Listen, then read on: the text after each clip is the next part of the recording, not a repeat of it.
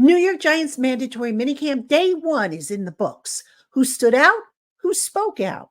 I have all your details coming up next on the Locked On Giants podcast.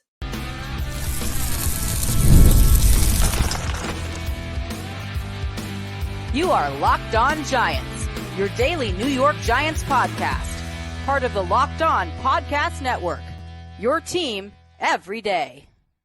Today's episode of the Locked On Giants podcast is brought to you by Game Time. Download the Game Time app, create an account, and use the promo code LOCKEDONNFL for $20 off your first purchase. Last-minute tickets, lowest prices guaranteed. Hello, New York Giant fans, and welcome to another edition of the Locked On Giants podcast, part of the Locked On Podcast family, your team every day. I'm your host, Patricia Traina, credential member of the New York Giants media for Locked On, as well as for New York Giants on SI. Find the written work over at si.com/NFL/Giants. And as always, a welcome in to my Blue Crew community members, to my everydayers, to my newcomers, and everybody in between. Thank you for spending part of your day with us here on the Locked On Giants podcast. It is appreciated. And if you wouldn't mind, if you're watching on YouTube, please subscribe to the channel, like this video, and also click that little bell to receive notifications anytime I do post a new video. It all helps and it's all appreciated. On today's Locked On Giants podcast, day 1 is in the books.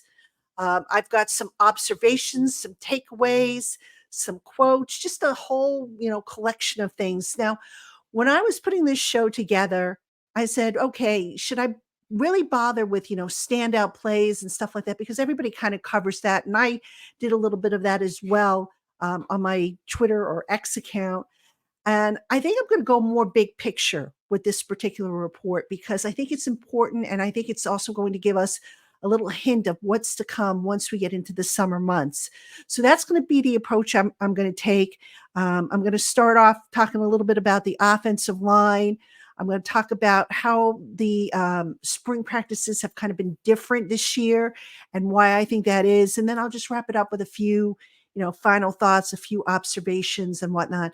So that's our agenda for today. Again, welcome on in. Let's get started. I want to kick things off with the offensive line because that's the topic on everybody's mind. I get that all the time. What's the offensive line configuration? What are the Giants doing? How's the line looking? Well, the answer to how the line is looking is we won't know until the pads go on. All right. That I keep telling people that people still ask, and that's the answer, folks. Until the pads go on and hitting is allowed, we will not know about the offensive line and how they really look.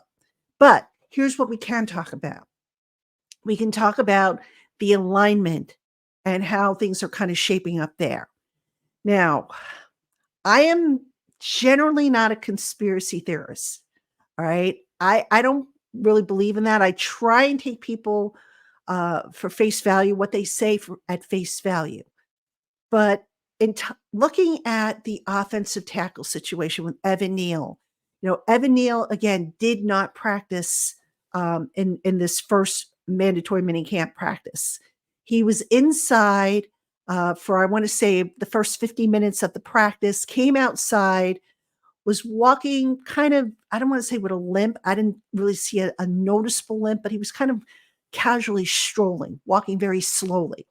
Went to the bike area, which is the rehab area on the side, and got on the bike and pumped the heck out of the bike. All right.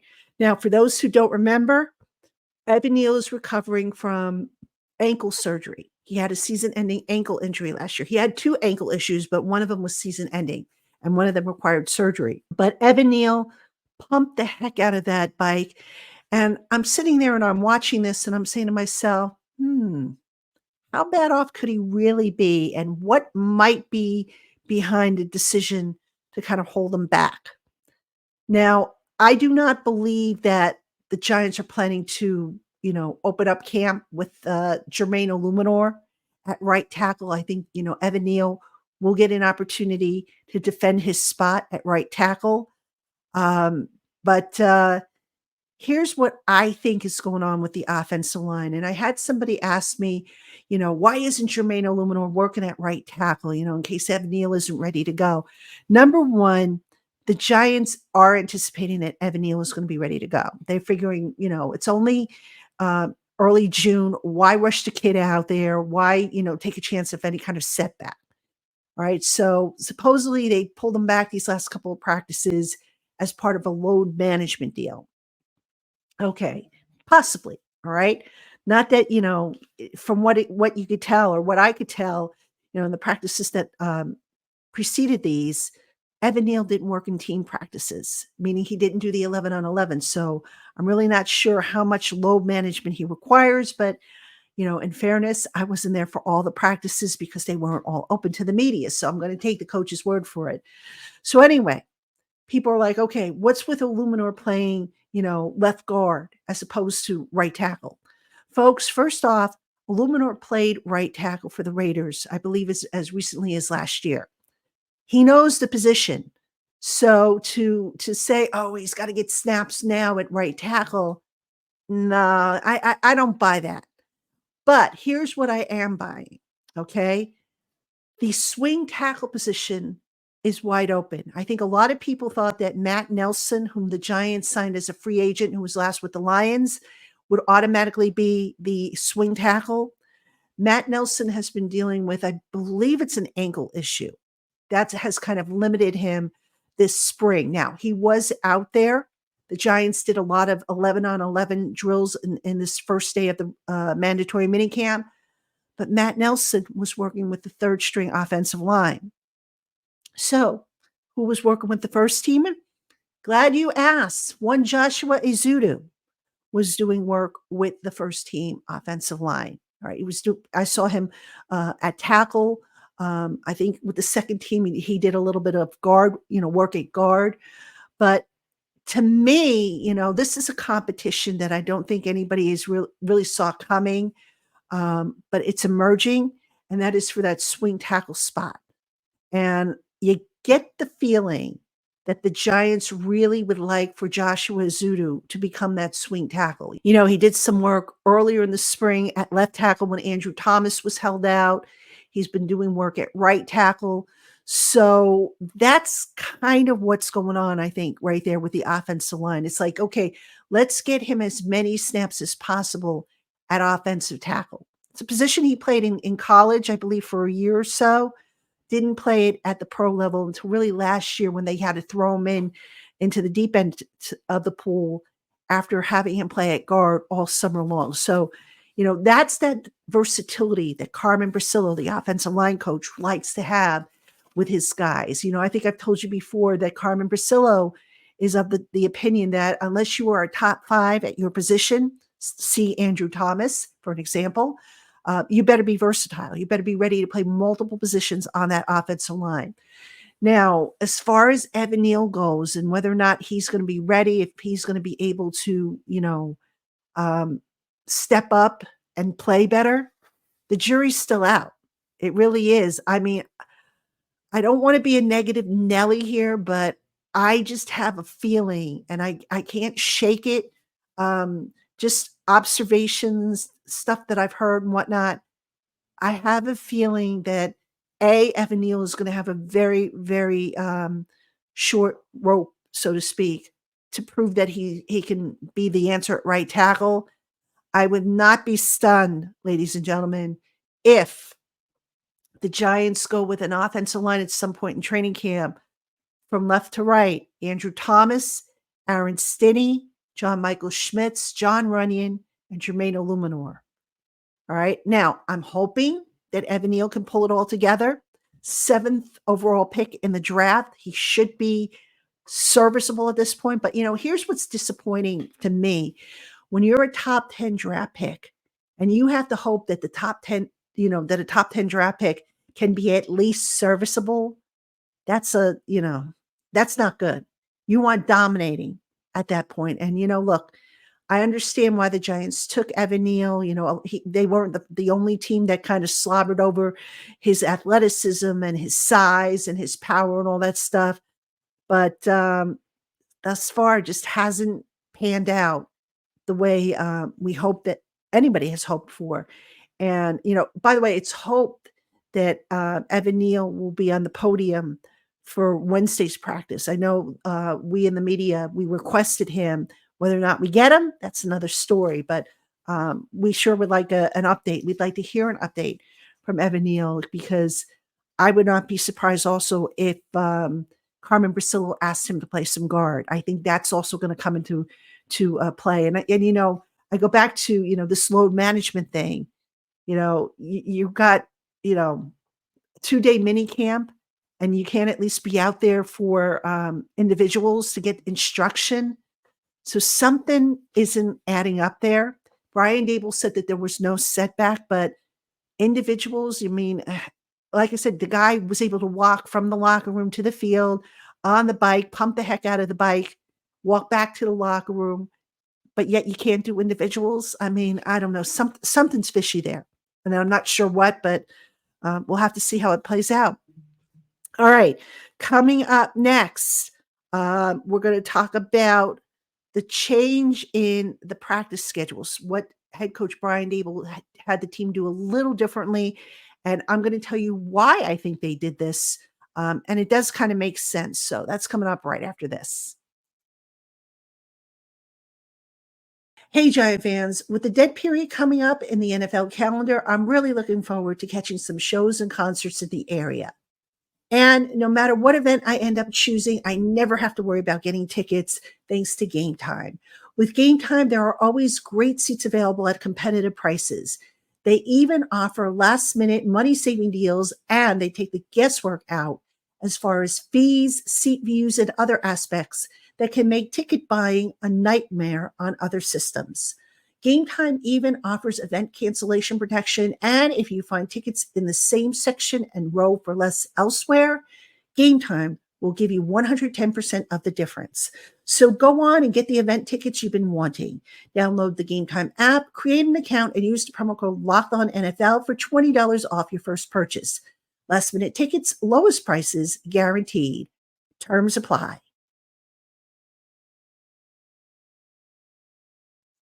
All right, Giant fans, welcome back to the Locked On Giants podcast. I'm your host, Patricia Traina, and coming up on the Locked On Giants podcast, we are going to have a recap of day 2.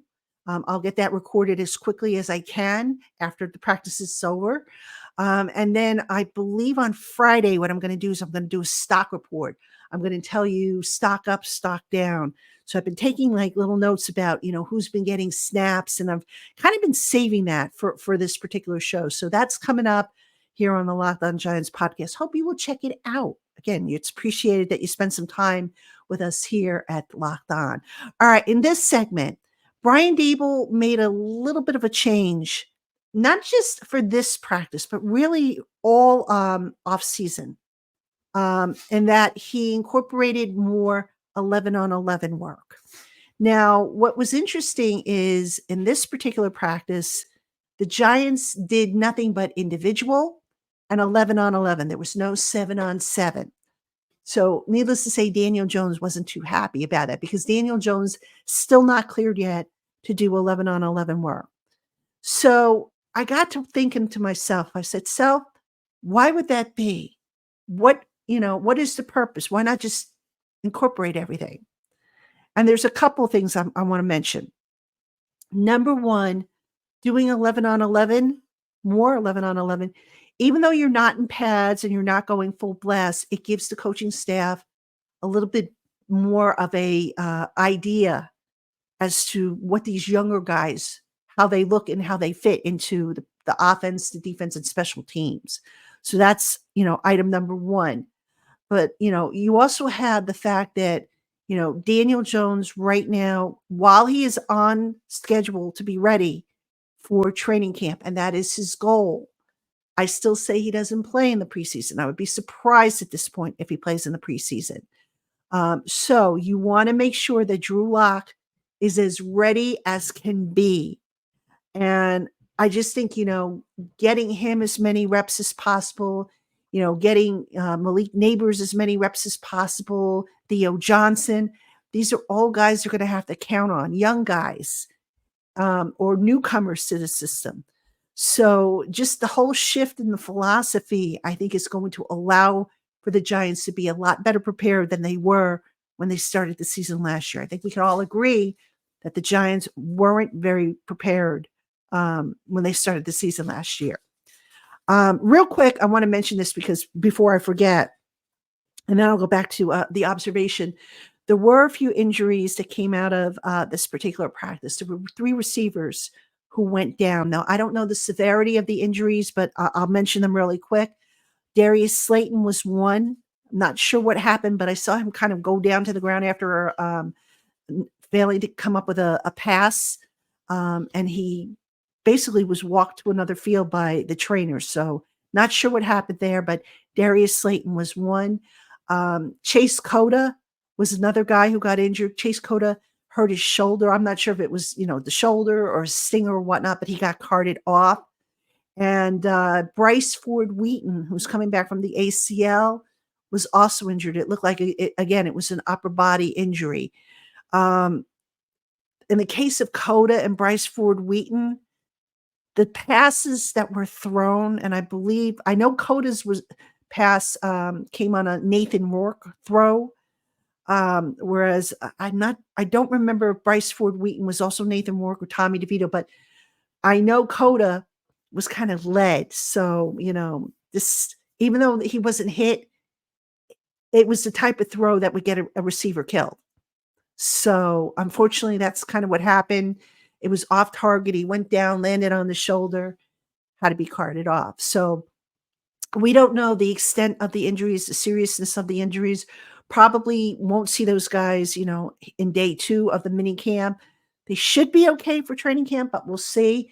But remember, the Giants are also down another receiver because Gunnar Olszewski is dealing with a leg injury. I think he has an ankle, although I did see him walking around. He came out of, the building from his rehab, went out to the field to join the biker group. And he seemed to be walking okay. So that injury is looking up. So I did want to mention that because that was one of the takeaways. All right. Getting back to the team drill aspect.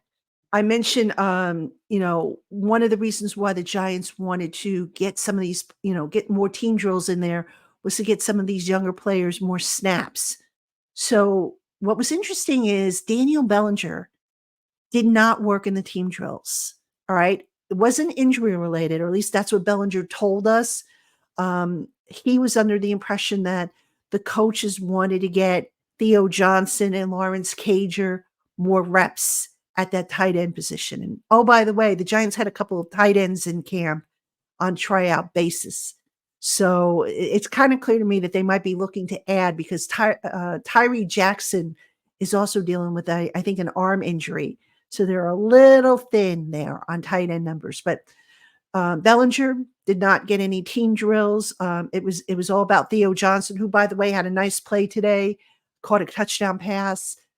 Lawrence Cager, who looks like he's going to be tight end 3 at entering camp. So, again, it goes back to, the coaches wanting to see these younger guys a little bit earlier than they did last year. Because if you remember last year in training camp, they decided, okay, you know what? We'll give the starters their reps, but we'll really focus on seeing what we have on the youth end of it. And they came out not ready for the season. So Dable, and making this switch and incorporating more 11 on 11, he's getting a chance to look at the young guys now. All right. And so that come training camp, and I'll be interested to see this. I'm going to try and chart this for you. But come training camp, now they can focus on getting the starters and the key reserves ready so that they don't come out and look as bad as they did at the start of last season. So that's just a guess on my part as to why they made that change. And if that's indeed why they made that change, I'm all for it. Definitely. All right. Coming up next, some final thoughts from day 1, including I'm going to mention a player that is slowly sneaking up on the Giants, a guy who I think just might be somebody opposing defenses are going to have to worry about. And no, it is not Malik Nabers. Who is it? I'll tell you right after this.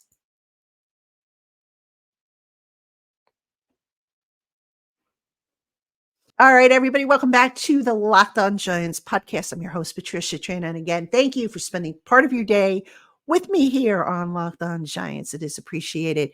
And in this segment, some final thoughts from day one of the mandatory minicamp. Now, if you're tuning in at this point, I'm really not going into, specific plays and all that stuff because look, quite honestly, it doesn't matter now. I mean, not as much, I should say. It matters more once the pad goes on, and we get a little closer to the season. That's where you really want guys to be stepping up. But I did want to mention a couple of things, and then I'm going to tell you one player who is kind of sneaking up on everybody. Maybe sneaking up is not the right word, but this is a guy that I'm starting to think, or actually, I should say, is starting to get me really excited. And no, it's not Malik Nabers, but wanted to talk real quick about some of the younger guys. All right. Now, in this particular practice, Dexter Lawrence did not take what I believe was a full rep of snaps. He was there, but didn't really take, all the first team reps. Instead, they had Jordan Riley, last year's 7th round draft pick, taking a lot of his reps at the nose tackle. Ryder Anderson was playing defensive end, all right, instead of, Jordan Phillips. And remember what I said in last segment, how, I said that, the coaching staff is maybe using more 11 on 11 work this spring to see what they have in these young guys. That's what I believe is going on. And, they were able to get a look at these guys. They were able to get a look at, Tyrone Tracy doing work with the first team offense at running back. Drew Phillips, the cornerback, working in the slot. Darnay Holmes got a few snaps on the outside. So you saw different guys, kind of working at different positions with the first team that you would say, oh, interesting. Okay. Maybe there's something there, something brewing. But again, it's all about getting the team better prepared. And I think by, inserting these guys in there, because look, you don't know when injuries are going to strike. If God forbid Devin Singletary has to miss a game, who's up after him? You would hope it would be Tracy. You would hope that maybe it would be, Dante Miller. You would hope that it might be Eric Gray. Well, you won't know how these guys look unless you put them, in there with the first team offense, right? So that was an interesting, observation or development, I should say.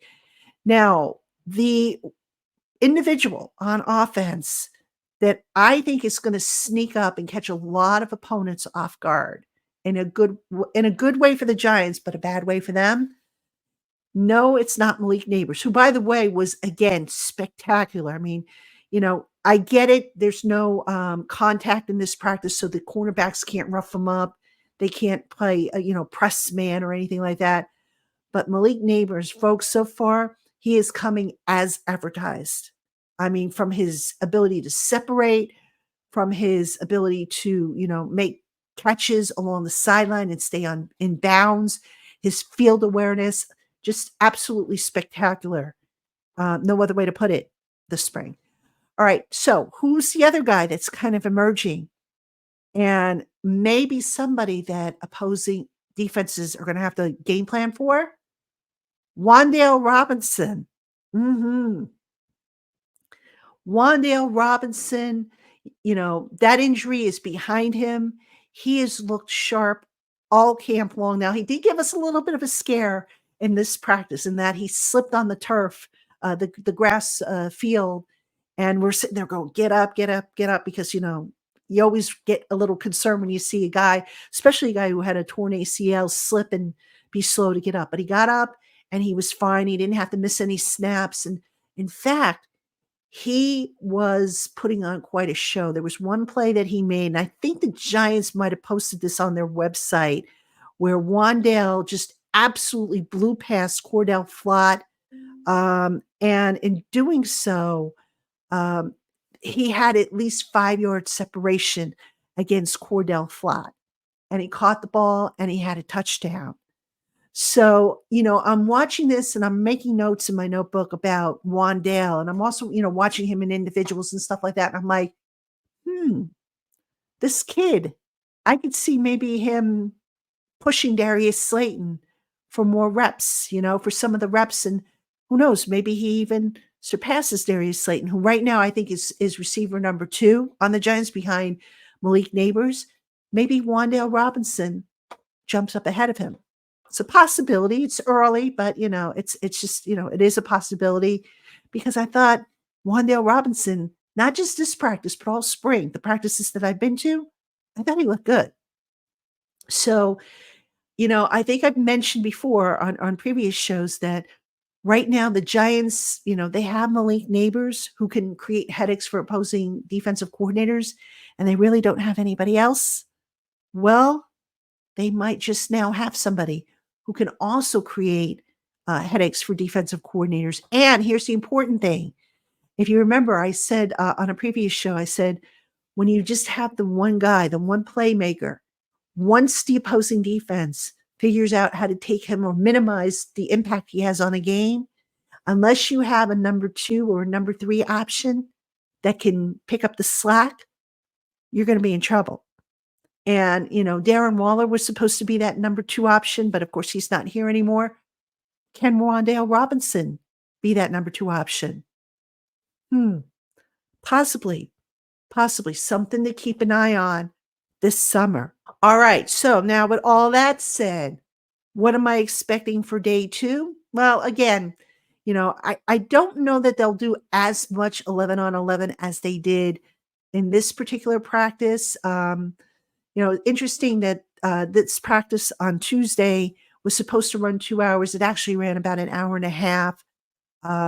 So we ended up finishing our day about an hour early, which was fine by me. But I think, this is the last practice, obviously, of the spring before training camp. The idea is, you want to work, you want to get your work in, but you don't want to, you don't want to risk anything. You don't want to, God forbid, have somebody, slip or tear up an ACL or pop an Achilles or anything like that. So I'm wondering if maybe they dial it back a little bit because they have been working pretty hard all spring long. And I just wonder if maybe they're going to dial it back just a smidge, but we'll see. I will have a full report for you again after, practice, after I get everything, organized and settled. So I hope you will tune in for that. In the meantime, that's going to do it for today's show. Again, thank you, as always, for tuning into the Locked On Giants podcast. And Giant fans, I will see you tomorrow here on the Locked On Giants podcast.